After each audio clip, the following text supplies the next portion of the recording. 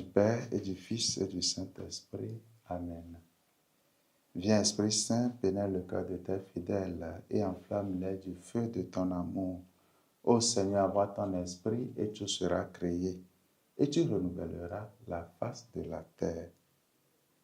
De l'Évangile de Jésus-Christ selon saint Luc, au chapitre 14, versets 1 à 6. Un jour de sabbat, Jésus était entré dans la maison d'un chef des pharisiens pour y prendre son repas, et ces derniers l'observaient. Or, voici qu'il y avait devant lui un homme atteint d'hydropsie. Prenant la parole, Jésus s'adressa aux docteurs de la loi et aux pharisiens pour leur demander: est-il permis, oui ou non, de faire une guérison le jour du sabbat? Ils gardèrent le silence. Tenant alors le malade, Jésus le guérit et le laissa aller. Puis il leur dit: si l'un de vous a un fils ou un bœuf qui tombe dans un puits, ne va-t-il pas aussitôt l'en retirer, même le jour du sabbat? Et ils furent incapables de trouver une réponse.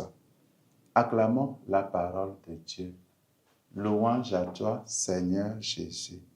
Frères et sœurs en Christ, nous sommes aujourd'hui au vendredi de la 30e semaine du temps ordinaire, année C. Le Seigneur vit avec toutes sortes de gens.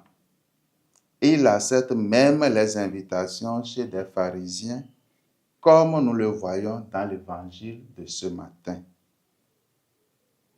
Les évangélistes laissent à maintes reprises transparaître le climat d'opposition visible qui régnait entre Jésus et les pharisiens. Les pharisiens ont été plusieurs fois présentés comme les adversaires de Jésus. Mais cela n'empêche pas le Christ de partir vers eux, de partager leur table. Jésus ne reste pas fermé sur soi. Il ne se réfugie pas dans son petit monde à lui, mais il reste ouvert aux pharisiens et prompt à répondre aux sollicitations de son entourage. Cela est une interpellation forte pour nous. Comment est-ce que nous réagissons quand les autres s'opposent à tort ou à raison à nos idées, à notre point de vue?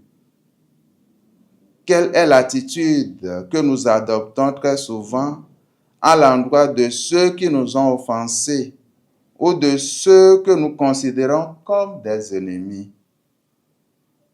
Le Christ nous montre aujourd'hui en quoi consiste la voie d'amour et de compassion que nous devons emprunter à l'égard de ces personnes.